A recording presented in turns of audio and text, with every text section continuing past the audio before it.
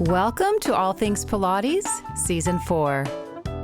Though we can't know exactly what Joseph Pilates was thinking or feeling towards the end of his life, we do know he wanted the entire world to practice contrology, and that want has certainly become a reality.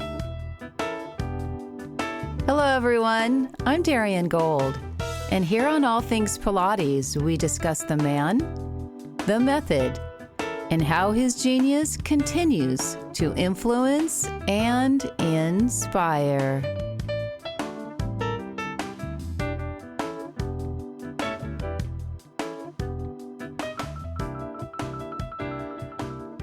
Second-generation Pilates instructors like myself are referred to as such because we've had the privilege of learning the method from one of Joseph Pilates' disciples.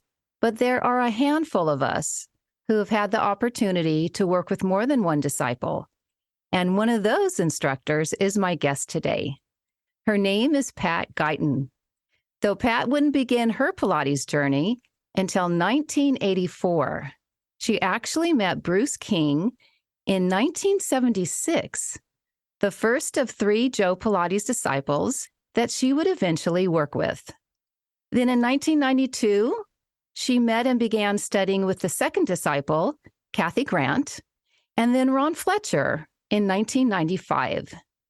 These 3 first-generation teachers, among others who studied with Joe, are known to us as the Pilates Elders.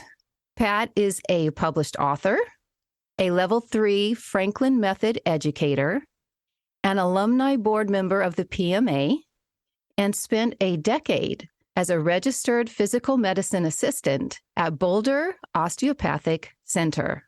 Pat says, there is possibility of change when you know where you are in your body and you are inspired with your mind to reach for a new level of wellness and function. Another Pat-ism that I find very compelling, the hour you spend in the studio is not the most important hour. It's how it impacts the other 23. For those of you who don't know of Pat yet, I'm pleased to introduce her to you. And for those who do know Pat, I'm so glad you're here to welcome her to the show. Hello, Pat. Thank you for taking some time. Oh, thank you so much, Darian. And I really appreciate that you're doing this and you're giving the whole community an opportunity to share different points of view and to realize we actually have much more in common than we have any differences. Oh, beautifully put. Thank you for saying that. You are so welcome. Pat, in the opening, I talked about your meeting Bruce King even before you started your Pilates career. So how did that happen? Where did you meet him? Well, and that was really strange because I was dancing. My husband at the time was in chiropractic school. So we were living in Iowa, middle of the Midwest, where not much culturally happens, at least at that time. And there was a program called the National Endowment for the Arts, and Jackie Kennedy pretty much spearheaded that under the Kennedy administration. And so different dancers who had companies would be designated as National Endowment artists. And then they had to march out like little missionaries and show people what dance was. So there we are. And at the University of Iowa, we always kept our finger on the button. Who was coming to town? Nikolai came to town. Graham came to town. And then everybody would load up in a car. We'd go to the University of Iowa, signed up for the classes. Well, there was this guy named Bruce King. Now, Bruce is a common name and King is a common name. And I think there had just been somebody there with one of the dance companies. And it seemed like her mission was to show us how difficult the Limon technique was. And that we couldn't, and we couldn't possibly do it. And so she gave us these, 30 count combinations across the floor, and we must have looked like doo-doo, but whatever. So here I am, and we're in the car, and we're going to see this guy, Bruce King. We go in the room, And Bruce is there with two other female dancers. He had a small company, at least a traveling company. And he was in his famous orchid unitard and his tights at the time. And we started class, and it wasn't, it was like he wanted us to learn. So there wasn't anything exceedingly difficult. He probably read the class and said, okay, there's these different levels, these different kinds of trained people. And so he taught to his audience. And if you're a teacher, you understand what that means. You can immediately click in and say, oh, we need to move to advanced Pilates, or let's go to the simple things and really emphasize this particular principle. So I can see him in my mind even now doing the Graham step, hop, step, hop, step, hop. And he was talking about angle of the leg, being on the rhythm, being precise. And it was almost, if you're a dancer, kind of ridiculous to do that simple step. So you're looking at him with a certain amount of incredulous, what is this? Where's the things that we can't accomplish? And then he would correct. He was generous. He was kind. And I remember leaving thinking, I actually learned something. That was really worth my time. Then I sort of forgot. Then Pilates started in Boulder. Somebody did a demonstration. And I also... So wait a second. I'm a little lost. You were in Iowa. And then at some point, you and your husband at the time moved to Boulder, Colorado? Did you open a practice or? Well, we went to Atlanta and then we went to Boulder. I would say one of the reasons is the kind of practice he had. If you were in some of the, like Atlanta at the time, it was pretty much crack, crack, crack. And he was more into muscle energy, and a city like Boulder is more receptive to that kind of thing. Now it's common. Right. So now you're in Boulder and Bruce King shows up again? Well, yeah, but what happened is Bruce had another dance partner named Emily Wadhams, and the Pilates comes to Boulder in a gym. One of the things that someone said to me recently, which I think is very important for our audience, she said, you know, those of you who've been studying a long time, even though you had the first generation, she said, you all didn't have any manuals. How did you do it? How were you able to go around? Because those first generation people, they weren't training teachers. They weren't writing manuals. They didn't have tests. They just taught movement. They taught Pilates. So we're doing Pilates. We can call it that. At least we were on reformers. So it kind of looked like the Pilates reformer. Was balanced body. And Emily, this dance partner, Bruce, I think she must have looked at things and said to herself, this is kind of a mess. So she came to our studio. I had the first studio with two other people. We called it the Center Works. And she said, you know, my dance partner in New York teaches Pilates. He has a little studio in his house, his apartment. And he actually lived down the hall from Joe and taught a little bit for Joe. Would you like me to ask him if he'd want to come out? Well, sure, that sounds like a good idea. So this man shows up. His name is Bruce King. But again, Bruce is common. King is common. Light bulbs aren't going off in Pat's head.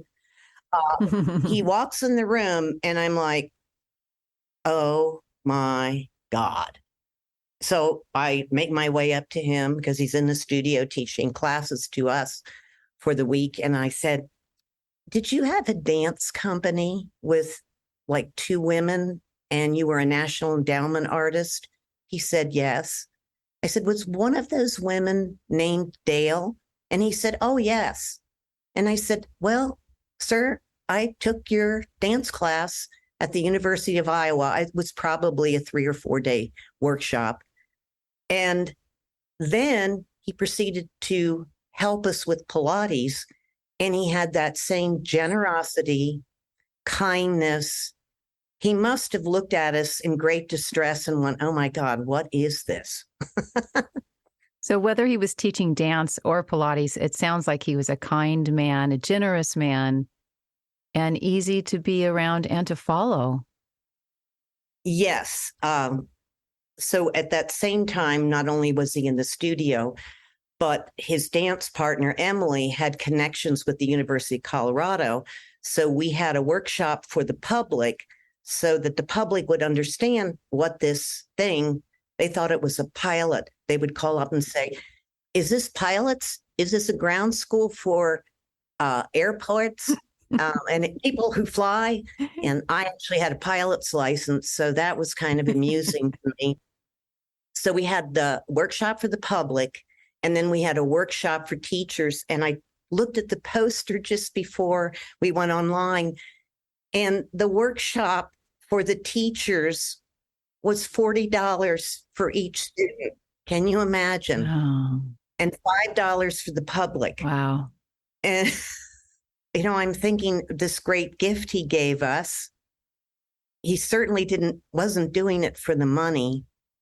So I have an old tape that his dance partner, she's in her 80s now, she found. It wasn't curated well. And he's sitting there and he says, I move very slowly and very carefully. Now, some people don't agree with me how I teach, that I move that way.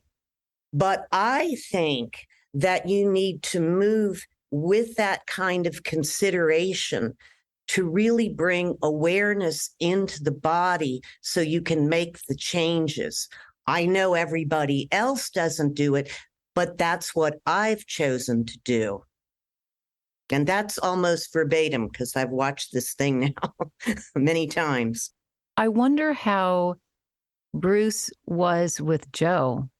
If Joe worked with him at a slower pace and he got to have that kind of experience, because all of us that stood at the bar and tried to break down a tendu, for example, and what was happening in the body.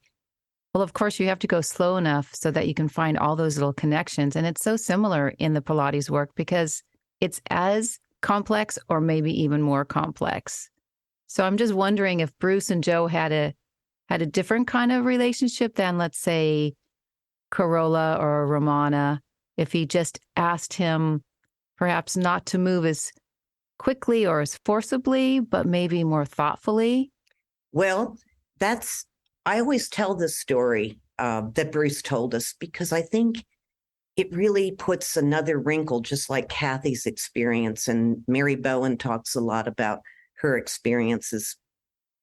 So what Bruce said is he went into Joe's because he had a knee injury dancing. And Joe said in Joe's gruff voice, well, you need to come 3 times a week. And Bruce said, well, I have a dance company and we have rehearsal schedules. And that was Bruce just danced. That's how he made his living. And he lived very meagerly. And Joe said, well, if you can't come 3 times a week, then you have to stay at the beginning program. So he taught whatever he gave Bruce as, quote, the beginning program. Bruce diligently went in and for 5 years, 5 years, people, did the beginning exercises. That's awesome. Yeah. So the concentration and the dedication to simply do that. And I guess then Joe walked up in year 5 and said, well, I guess you're ready to move on.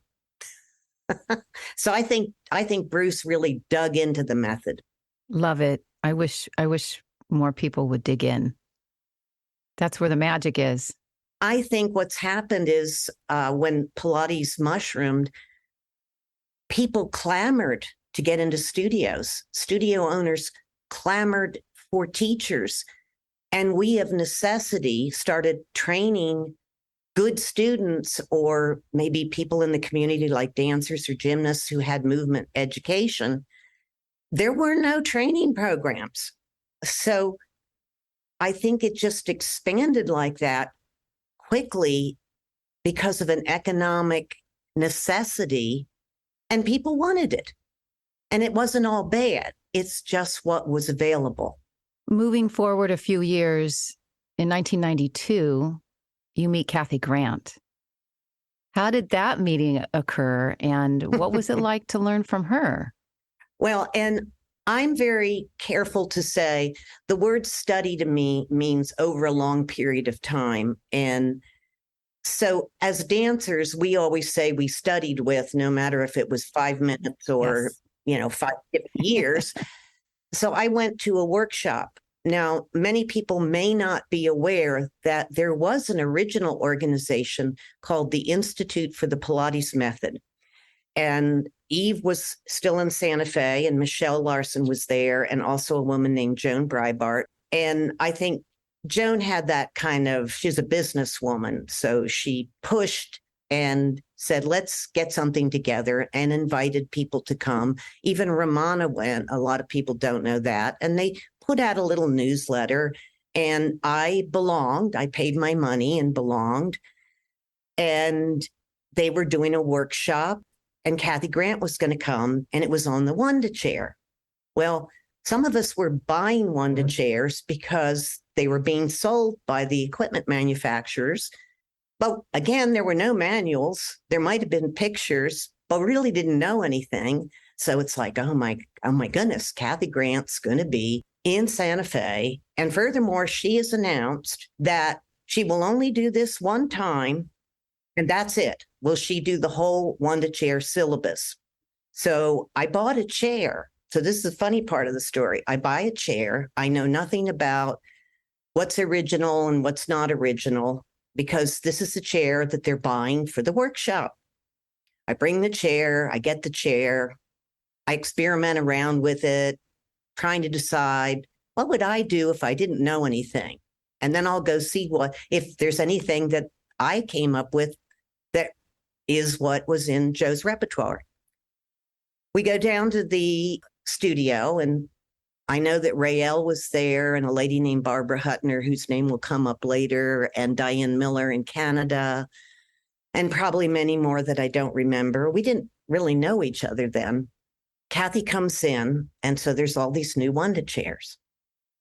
But over in the corner is Eve's old rickety. I mean, it was rickety, and the springs were the original springs. This was Joe's. Right. Or at least one that Clara gave her. But it was a Joe design. So Kathy walks in and says, and I'm not going to edit myself, something to the effect of, what the hell is this shit? And I'm like, what's wrong? I just bought this chair and I spent a lot of money on it. And she takes all these chairs and says, get rid of these things, pulls Eve's old rickety one out of the middle of the room. And that was the only chair that you were allowed to get on. And then proceeded to talk to us about the Wanda chair. That was her first experience with Joe. I guess he looked at her the first day, put her on the Wanda chair, and she stayed there for a year. That sort of belies the myth that everybody does mat and reformer first. And so Kathy was and is still known as the Wanda chair expert. I had an experience with her. I had just had a car accident. So anybody, if you've had any kind of trauma physically and emotionally like that, you're a little vulnerable.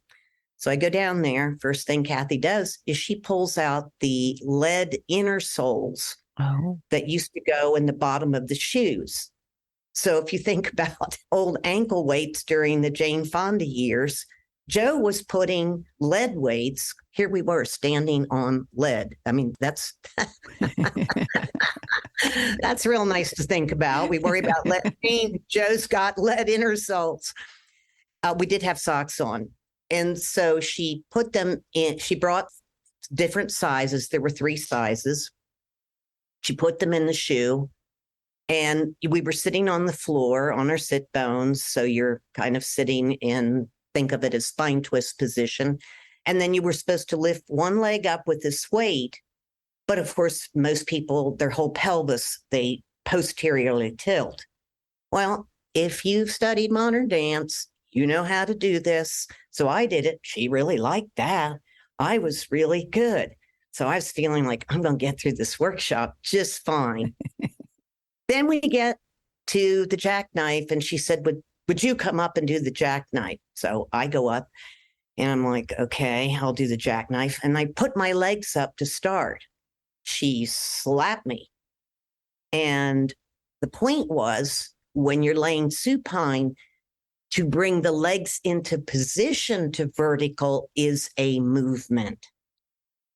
And I didn't do that. I knew how to. I just thought you went to vertical and got ready. So then I was a little meek the rest of the workshop. And years later, I talked to Diane Miller and I said, God, Kathy slapped me. I was so vulnerable and mortified. And Diane said, Pat, she slapped everybody. Don't you remember? Wow. But Kathy said some very interesting things. One thing I would like people to consider is Kathy would say the goal of the Wanda chair is to use the least amount of weight possible to control the exercise, which means that if you're doing tendon stretch or you're doing pull-up, you don't want to load it up. You want to actually pull your body up, and the bar gives you the least amount of support needed, the way a gymnast would mount a balance beam. Yes. And when you do step up, and step up is Wanda chair, and she was clear that lunge was high chair. And people do not understand that Wanda chair is as different from high chair as spine corrector from high barrel. They are two different pieces of equipment. So on step up, there were two things that really, and I take good notes. She said, you put your top leg here, your foot. Is it parallel or rotated out? Rotate on lunge, it's parallel on step up. At least that's what it was for that day in 1992. Maybe she changed her mind. I think we have to remember that they kept growing too. So she said, do not put any weight on the top leg. Pull up the bottom leg with the least amount of springs.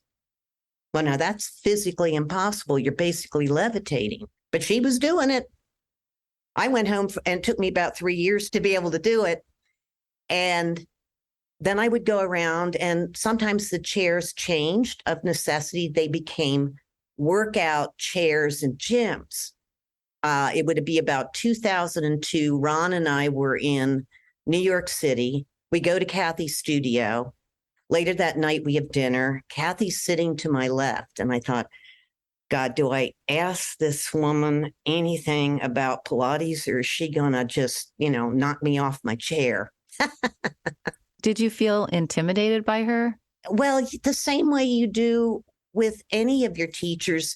You respect them, you love them, but you want to please them. And also, it was dinner. It was really kind of inappropriate. So I was taking a risk. If she had told me to shut up, I'm eating dinner, it would have been okay. So I said, Kathy, could I ask you a question about the chair? I was at your workshop.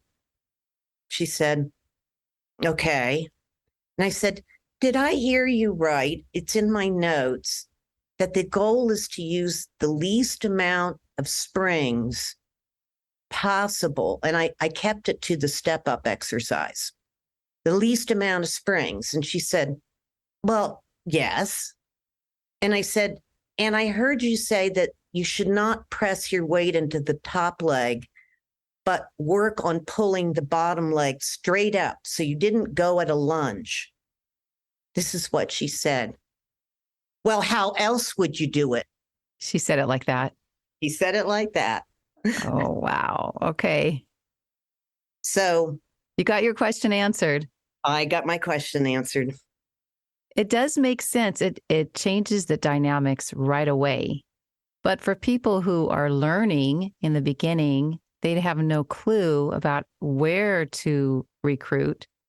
You do have to load it. You do have to make it heavier so they don't feel like a loser. People need to have some sort of sense of accomplishment. They're not coming back. That's right. So remember, Kathy was teaching us as teachers. And I will say this, I suspect that those first generation, they had put in sweat and blood learning Pilates, and they didn't go to become teachers. They went for themselves.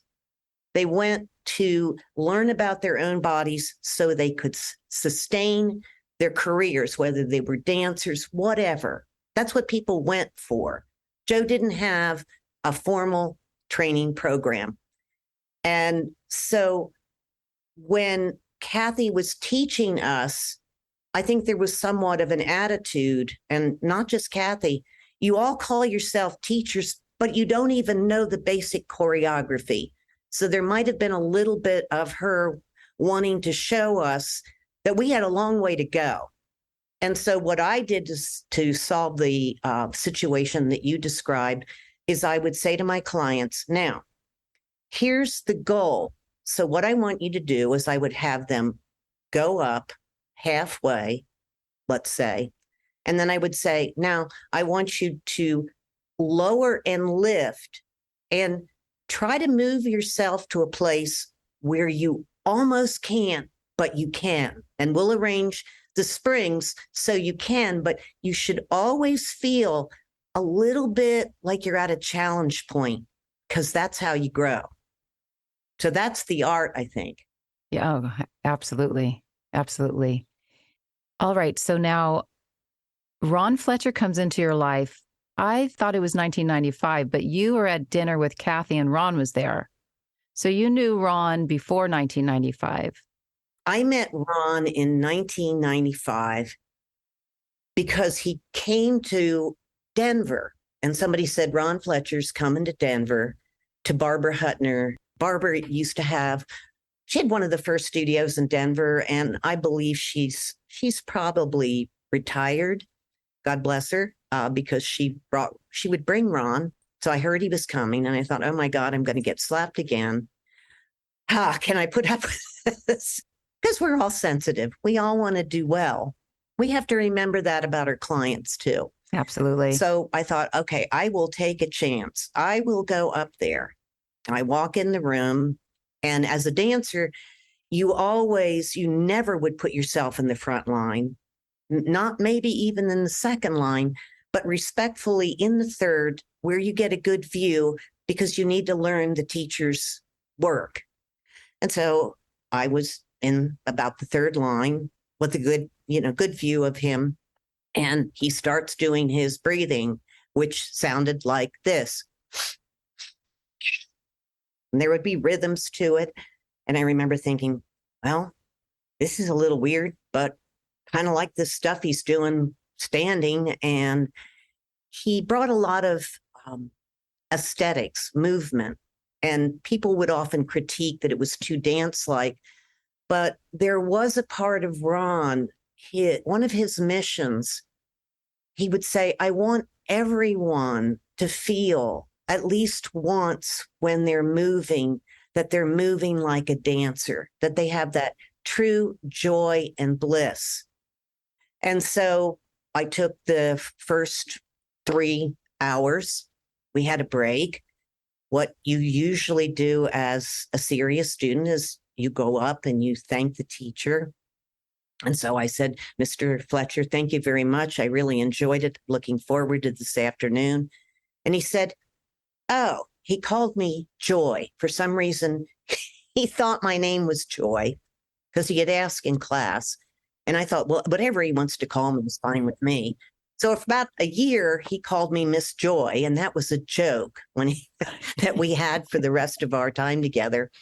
And he said, well, Joy, you're just like me. And I said, oh, sir, thank you. But what do you mean? He said, we were both well trained. So I was able to walk in and organize in my head what he was doing because the elements of movement were familiar to me. All I needed to do is see his style, his artistry, how he did it.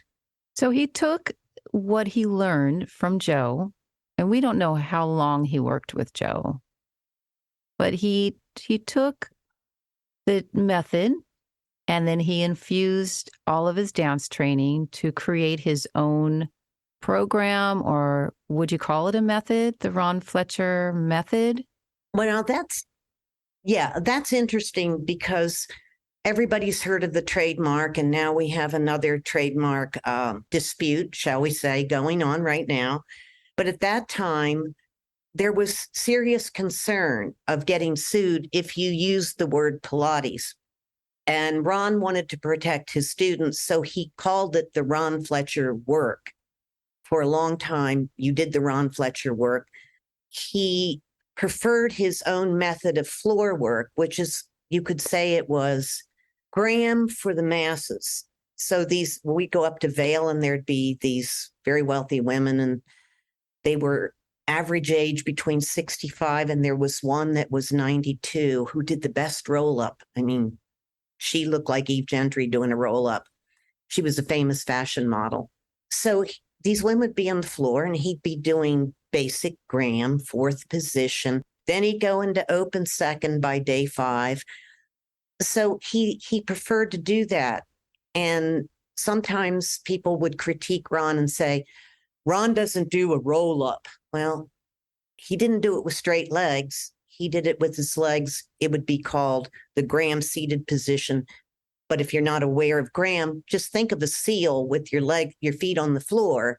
And that's how he did a roll up, which means he's actually doing short lever. He doesn't have the full length of his legs.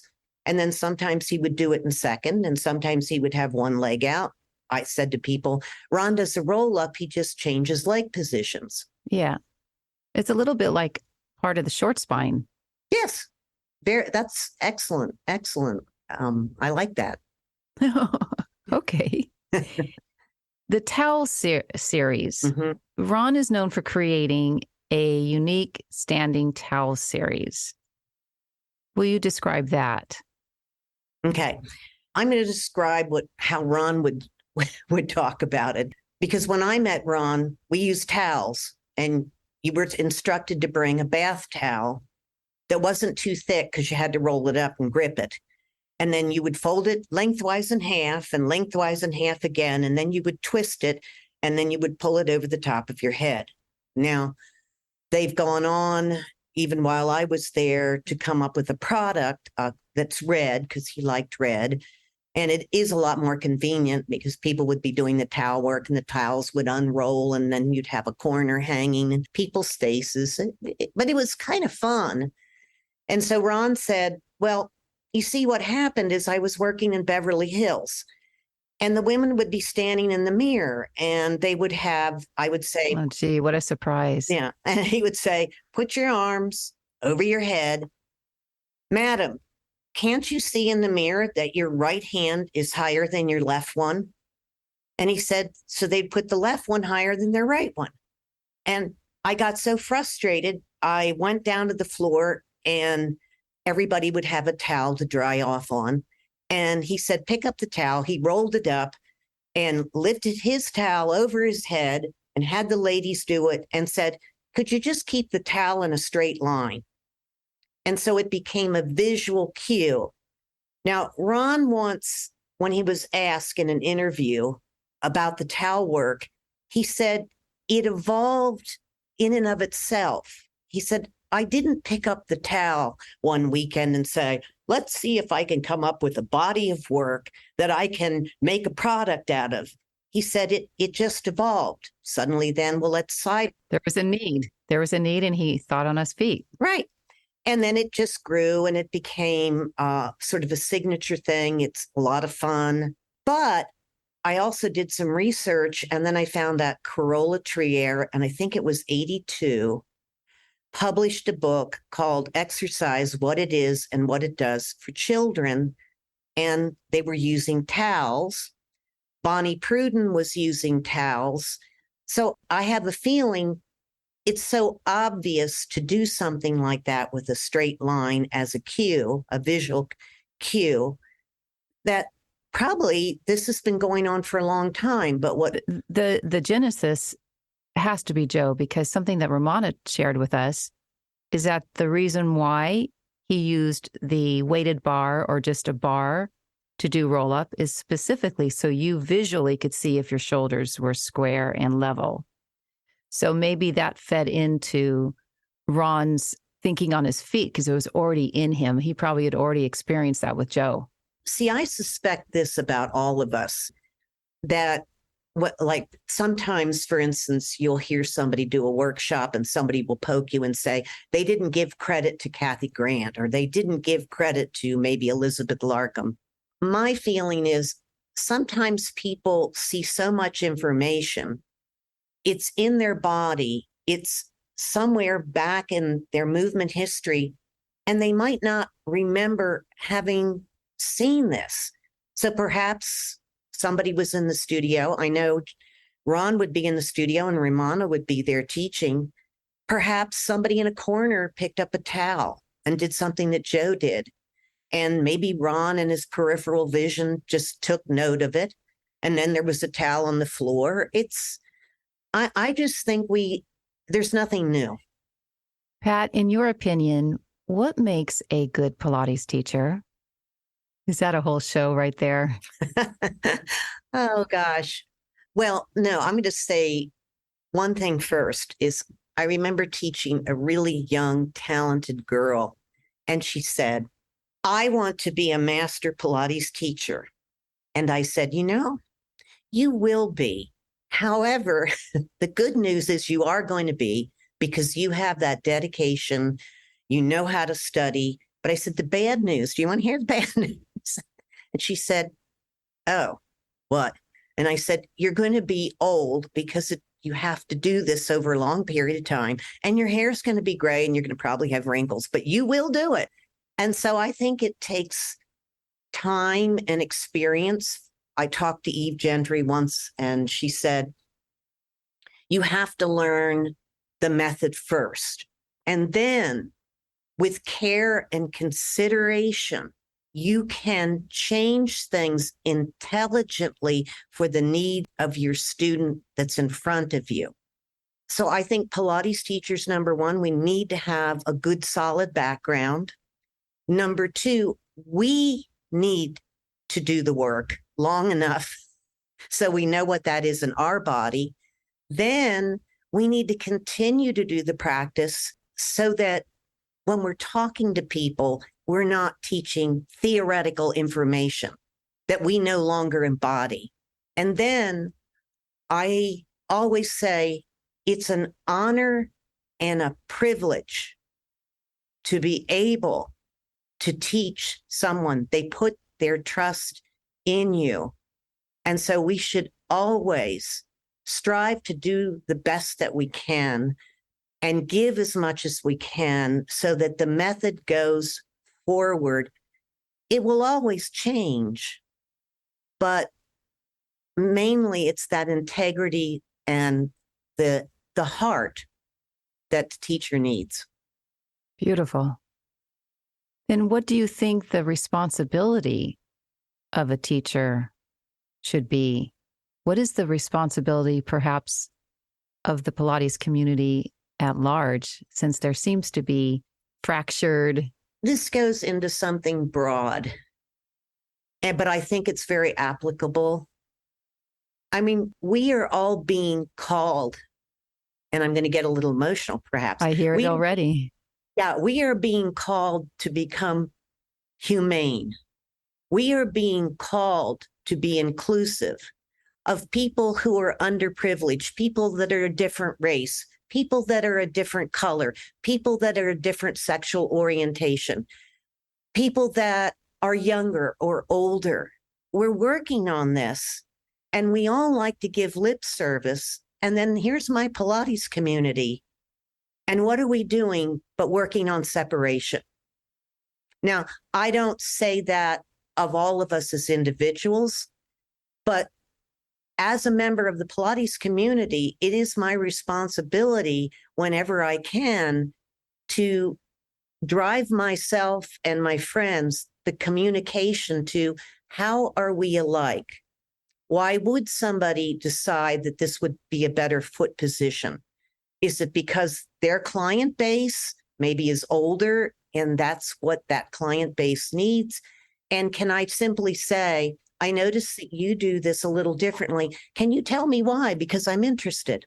So our responsibility as a teacher that is continuing to learn and evolve ourselves is to stay open to the idea that there are many ways forward. And I know Romana would always say, you have to look at the body in front of you. And we have to have enough background to look at a body, young, old, black, white, fat, thin. And if we are giving an exercise that somehow you can tell that they are not understanding it and not feeling it in their body, you have to feel like you have the permission and the freedom to experiment and explore with that person, because it isn't a cookie cutter experience. I think some of us have been taught a very specific way, but that way may not be as beneficial to some. And just like you're saying, it's a privilege to work with people, and they're trusting us with their body, with their mind, and with their heart. And many of them come to us in a vulnerable place. Broken. Right. And they want to please us. So we learn how to watch, and we can almost tell. So for instance, we're doing something, maybe even like short spine, and we just sense this is not right for this person today, even if it was yesterday. And they're not going to share that with us because they want to please us. We're all teacher pleasers. And so I'll say, how's that feeling today? Do you think we should move on? Oh, yeah, Pat. Yeah, I think I've had enough of that. But just guiding them along, not saying, oh, that looked terrible today. You don't know what you're doing. Or do 5 more because I said so, opposed to not really watching the body. Maybe they can't do anymore, but they, like you said, they won't share that with you. No. So we always have to be in active listening. Well, first you have to invite questions, active listening, active reflection, and then positive reinforcement and motivation. One doctor used to refer a lot of his patients to me, and this is what he said. He said, of all the exercises, and I need to preface this, he did something called prolotherapy. So he was an excellent diagnostician, figuring out how to organize the body and treat the body. He's a medical doctor, and he did conferences and wrote a book on this technique. So he said, of all the exercises that I've seen in Pilates, now granted, he hadn't seen everything. He said, the short spine is the one thing that I don't see that you can get anywhere else.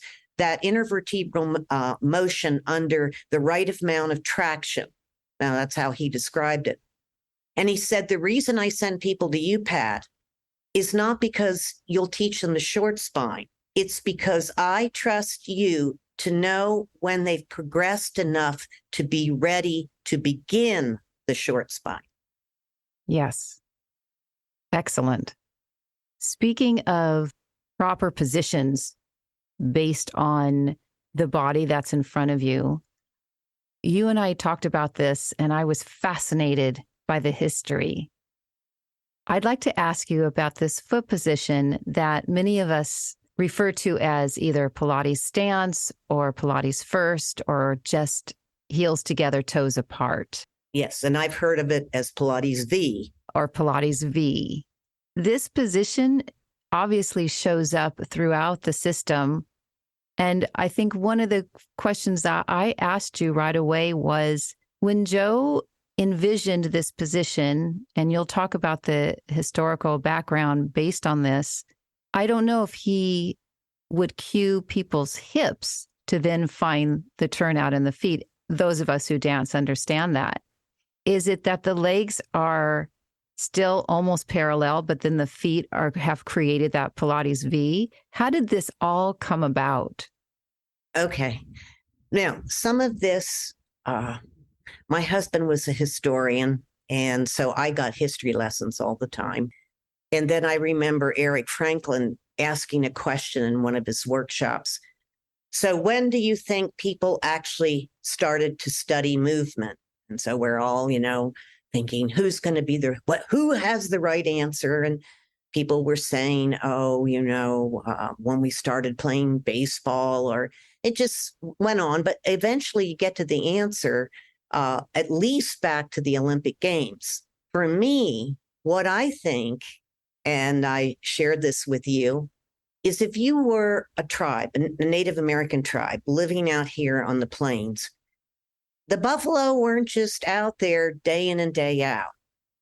The herd might come, and then you have to have the skill to get enough food for the tribe to eat and to put away for the winter. So if there was a young boy out there, a couple of the young kids, and they're starting to maybe use the bow and arrow or whatever tools they had, you're not going to take them out there to scatter the buffalo because they don't have good aim. So I think when people decided that they needed certain skills to survive, whether it was fishing, hunting animals, probably even digging tubers, they had to train to do that. And so I think people have been training physically Forever. Mm-hmm. So if you go to the history of dance, a lot of ballet, and the terms were French because ballet, it was pretty much a social activity because we didn't have television and they didn't have iPhones, poor souls. So the aristocrats lived like the kings and the queens and the courts, and the peasants were out in the fields, and the castles had moats and walls. So sort of the agreement was the peasants are out there working in the fields, but during the 100 Years' War, when the enemy came over the hill, the peasants got to go inside and be protected, and then all of those aristocrats who were trained to ride horses and fence and joust, they had to come out and do their job.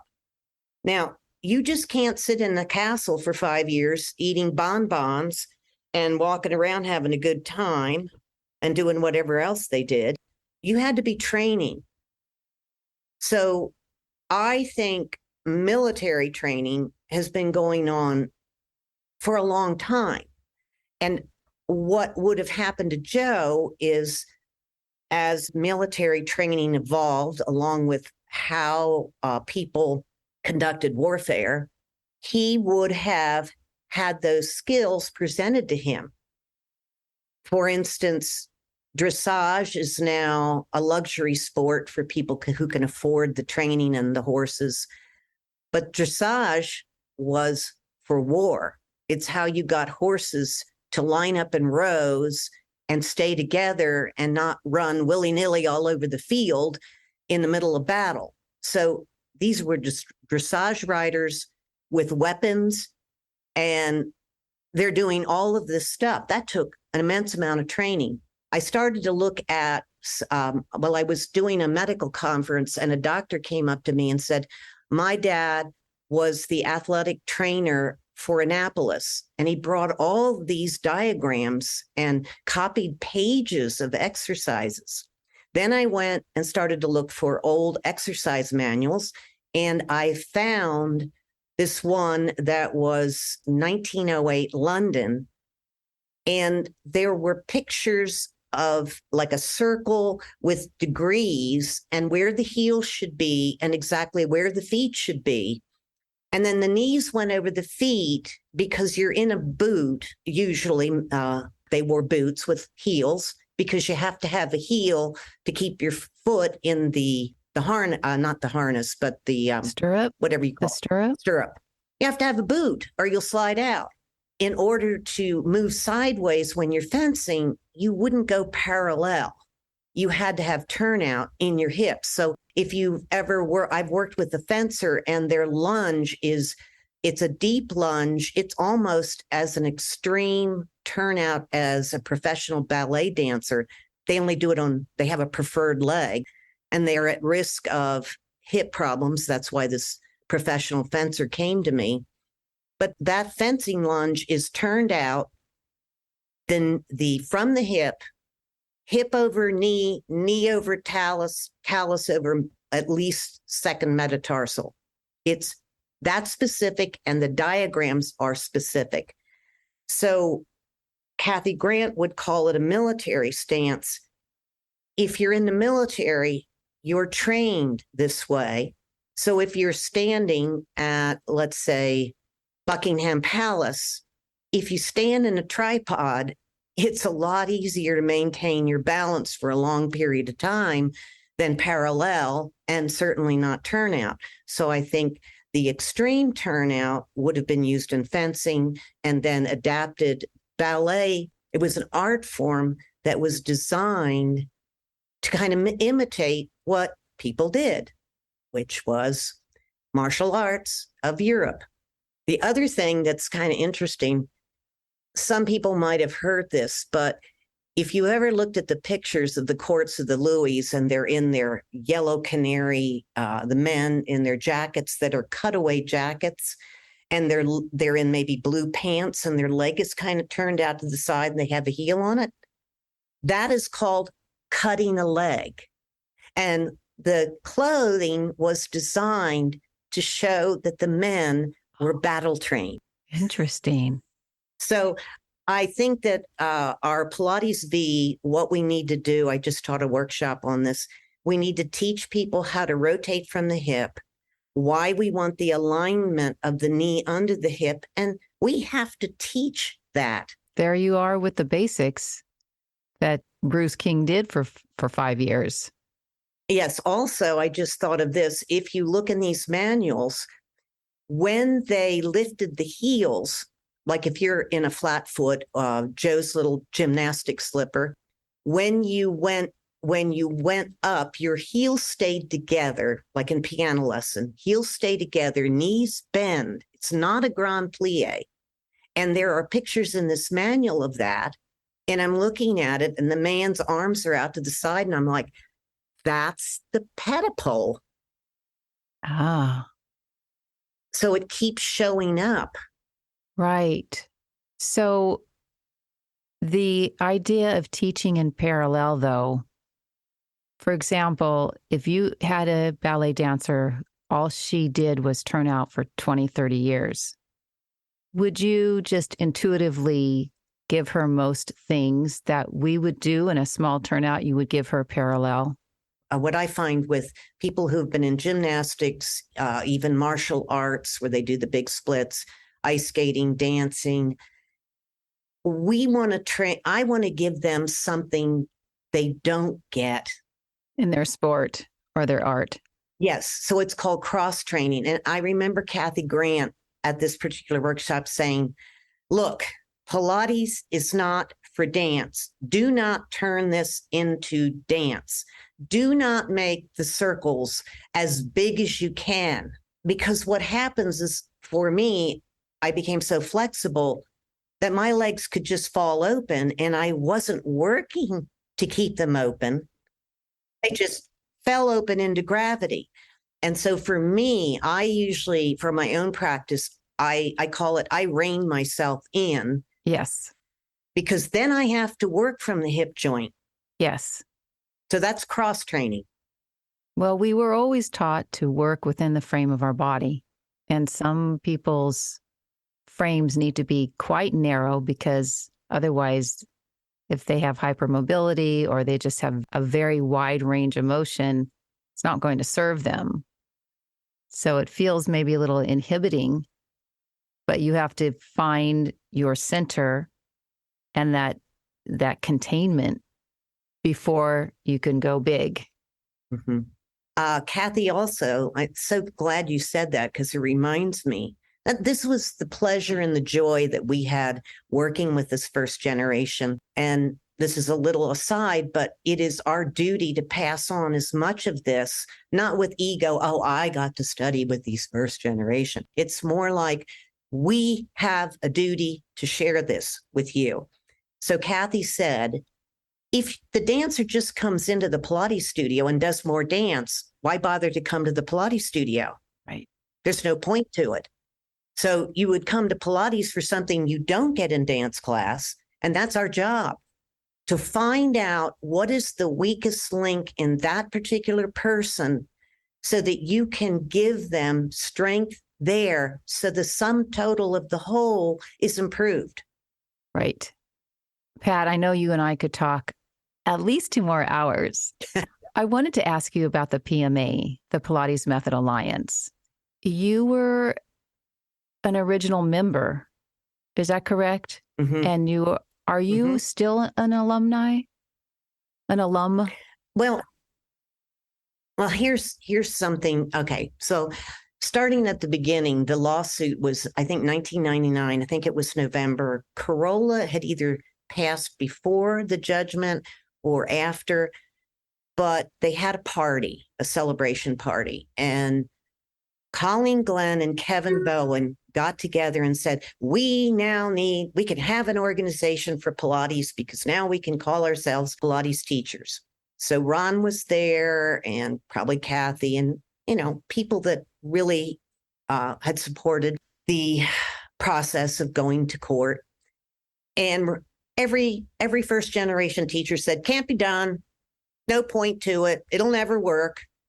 So Kevin, God bless him, stubborn, and he's a go-getter, and he's going to do it. He's got determination. And he said, we're going to do it. So he plans for it in April of 2000. Ron looks at me. I'm traveling around with Ron. I'm his assistant at the time. And I said, so Ron said, what do you think of this, Miss Pat? Well, I know better than to have an opinion about some things. Let them tell me what I think. It went from Miss Joy now to Miss Pat. Now I'm Miss Pat. And he said, I was Joyful Pat. That's what I became. I was Joyful Pat. Wonderful. And some of his pictures are signed to me, to Joyful Pat. So he said, Miss Pat, I think we need to go down there and just see what's going on down there. Down where? Down in Miami. So in other words, he didn't think it's going to work, but he wasn't going to be left out of it. So hey. we go down there, and everybody, every first generation teacher who was still alive, Bruce had passed, Eve had passed, Kathy was there. And he also found Lolita San Miguel and Mary Bowen. Romana wouldn't go, but there was a lot of contention because of the lawsuit, which is why we all need to come together and stop this stuff, because we could have benefited from Romana, and we wanted her there. And we had people on the board, Carol Appel, who had studied with Romana. So there wasn't a exclusion of Romana. So we got together. There were 100 people there. Kevin said, what is it we want to do now? Everybody said, we want to test. And second year, we had some classes. There were 250 people there. What would you like us to do? We want to test.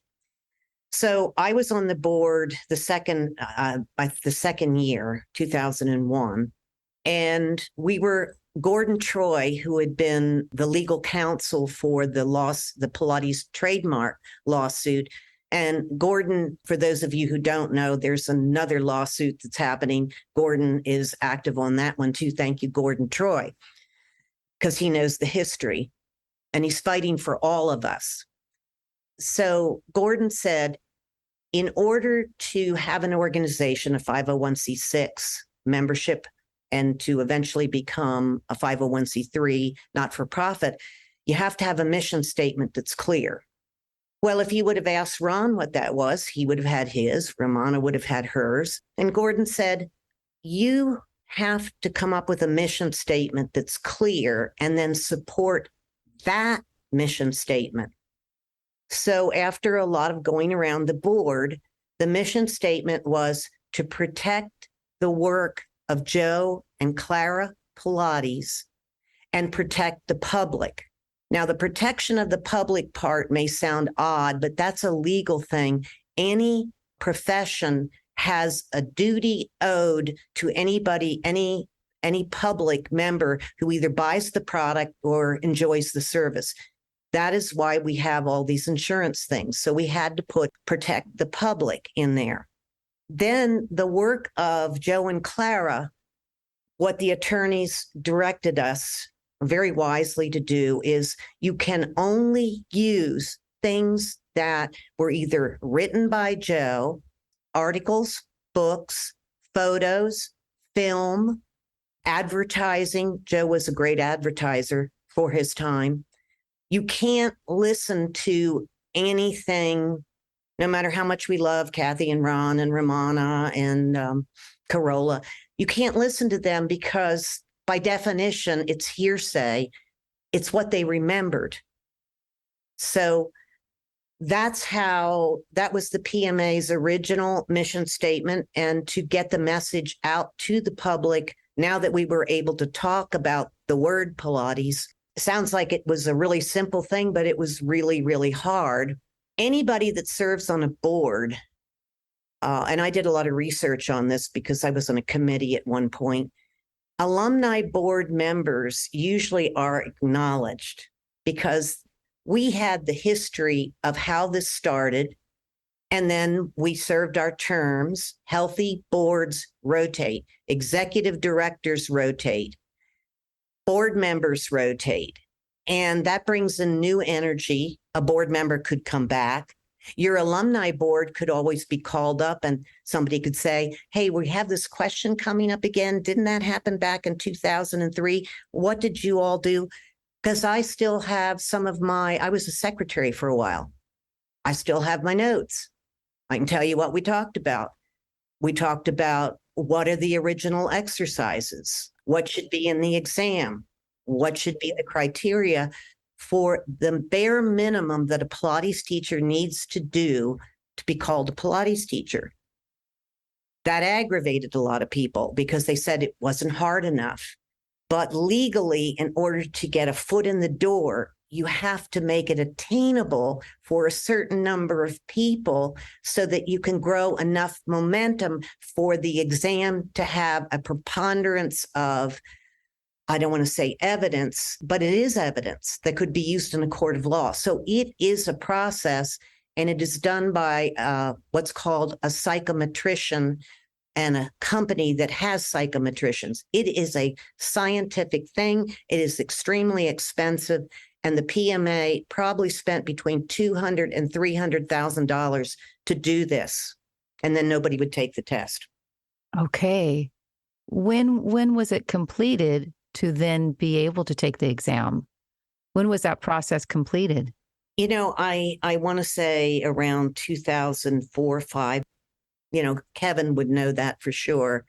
The thing is, when you say completed, exams have to grow. For an exam to be legitimate, you have to have at least 2 copies of the exam that you hand out. This is the same as the SATs. These are all scientifically based. The questions have a scientific way that they're written. And once questions have gone through, let's say 3 years, then you have to have what's called a committee that does item writing.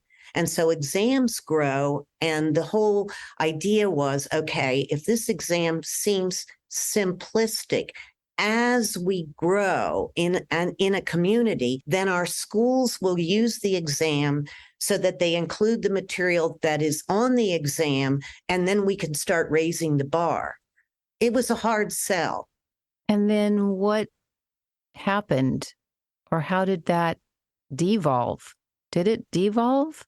You know, I don't know, because when you're on a board, one of the things that should happen, it always happened with Kevin. I can only speak when I was on the board, but you have to sign non-disclosures, because there is and will be information that is discussed that should not go into the community, and you don't talk about that. It could be as simple as we got this much money, and how much do we pay the attorney, and how much do we pay this doctor who's sitting on the board? The community doesn't need to know that. It clutters up. It's unnecessary. So I'm not on the board anymore. I can't speak to what's going on in the board. I can speak to this. It goes back to our need to be inclusive. Who knows how it happened? I know that Kevin, within the first couple of years, Kevin would say, we need more diversity. For goodness sakes, I'm sitting here at the table and I'm one man and the rest of you are women. We need men. We need people of color. He runs the Human Rights Initiative in New Mexico. This is a guy that's always been inclusive. And somehow we didn't succeed in that. Shame on us. We didn't know how. People didn't feel invited in. So we have Black Lives Matter. I think all of us we're becoming more aware of when we have privilege and how that makes other people feel excluded. I do know that the PMA, like many organizations, Pepsi-Cola, Toyota, whatever, everybody has to step it up. And I know the PMA had to deal with that. I'm not on. Are you referring more to the board or the members? Board membership, presenters across the board. And the PMA now has turned towards that direction of this concept of inclusivity? Well, this is what I would say about that. In my own, I kind of laugh. I have some friends who are diverse and are Pilates teachers, and we speak quite openly and frankly about this. Wait. When you say diverse, what exactly does that mean? Anything. Sexual orientation, color, religious background. Black Lives Matter is. So they're Pilates lovers of all shades and all color and all sexes. Right. And so I would say what's fair to say about the PMA now is it appears to me from the outside that they are working on this. And the reason I say working is if you are trying to become inclusive, you have to face part of you individually that you don't know participates in microaggressions or just takes for me, I'm a white privileged person. That means I didn't even know I was privileged because I was privileged. So there was no reason for me to question why I might have an advantage to be selected to present. I didn't know that. Now I do. And so I'm struggling with that. I'm trying to become more aware in terms of all human rights. So organizations are made up of people like me. So what I would say about the PMA is I can see, like one of my friends who's African-American, she was presenting this year, and this is her first time, and she's just an incredible, lovely human being and deserves to be there. So I would say the PMA is moving forward. How is it going on the inside? I don't know. That's not for me to say. But they need to do more work because I need to do more work. But underneath all of this is all of our love for Joe's work. And that can't get lost, no matter who we are on the outside.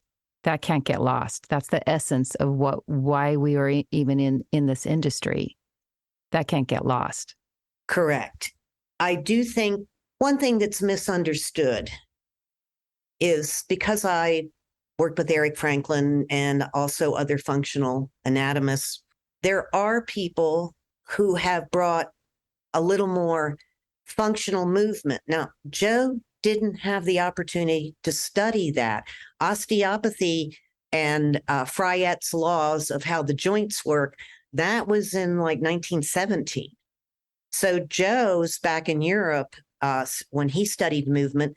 Joe also spoke German. English was his second language. If he knew anatomy, he knew it in German, and the words are not the same. So when people bring function in and maybe they say, we're going to move the arm forward into an angle of scaption, that doesn't mean they're dismissing Joe's work. I think it behooves a lot of us to study function, preserve Joe's work exactly as he did it. And when it's appropriate for some people to put their arm, let's say directly side, do it.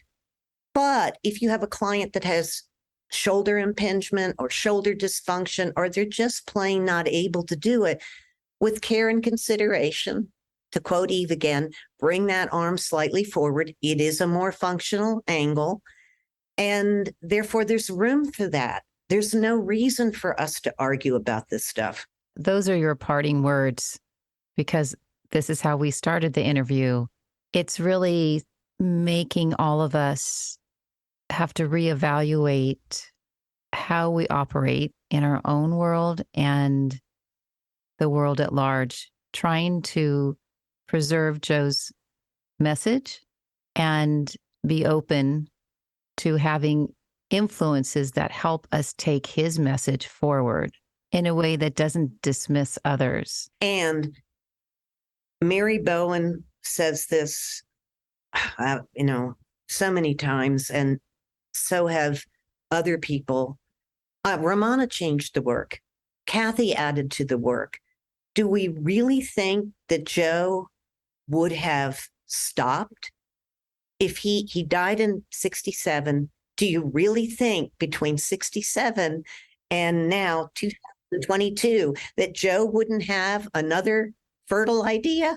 He probably would have invented 8 more pieces of equipment. Yes. Yes, absolutely. Pat, it's been such a pleasure to have you here on the show. If someone wants to contact you, learn from you, come to your studio, meet your beautiful dog, how does he or she do that? Well, I'm Pat at patguytonpilates.com. I did close down my client business in the studio, mainly because I think my mission now is to work with teachers so I can assist them to pass the work on to their clients. So if you contact me there, Pat at patguytonpilates.com. And of course, you can find me on Facebook. Facebook and Instagram, the same name? I have like 2 of them because I have the old studio one. So there's Pilates Conservatory. That's what I call my program. Yeah, just contact me that way. I actually, as one of my friends, she said, I met you at the PMA. And she said, what I don't think people know about you, Pat, is we're all afraid of you first generation, your second generation people. You're unapproachable. Oh, and she Lord. said, you sat down at the table and started to talk to me like I was a person. And she said, people don't know that you will talk to them. So you can call me up, you can email me, I'll answer a question. I've been getting that a little lately too. We're still really young. It seems like someone called me an elder. I am so not an elder at all. I have so much more to learn, for sure. Do you want to know something about the term elder? Yes, please tell us. Well, Kevin, if you're listening to this, I remember that Kevin said, let's call them the elders. Well, I can tell you that Lolita, Ron, Kathy, they did not like to be called elders. They wanted to be called first generation. So I always refer to them as first generation. Okay, I like it.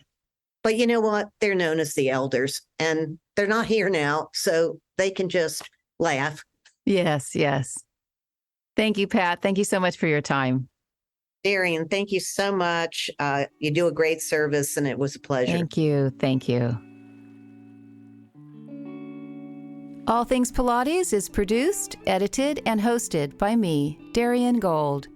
Mastered audio mix by Fabian Romero. Theme music, Soul, Blues, Piano Shuffle by Boom Zoom. Recently, I had the opportunity to teach in Madison, Wisconsin. And I'd like to thank Carolyn Holden of the Purple Door Pilates Madison for hosting me. Carolyn is hard at work creating a beautiful classical studio for those who want to learn Joe's original method. By the way, for those looking for a new mat or apparatus class, you're always welcome to join my other students online. Please visit my website to learn more about my classes at dariangold.com. Without sounding disrespectful to the first-generation Pilates teachers, those who have come before us, we have to remember that they were all teaching Joe's work just as we are now. They didn't need to be placed on a temporary throne and adulated. Everyone who teaches Joe's work, whether it's his archival method or his methodology that's been adapted to accommodate today's clientele, we all have something to offer. We all matter to our students. Please stay in your own lane and continue to develop your own skill set. Also, try not to forget about yourself and to make time for your own practice, because your students and clients depend on you. They need your strength, your wisdom, your compassion. As always, I remain in awe of Joe's work, and I look forward to being with you again in a couple of weeks for another episode of All Things Pilates.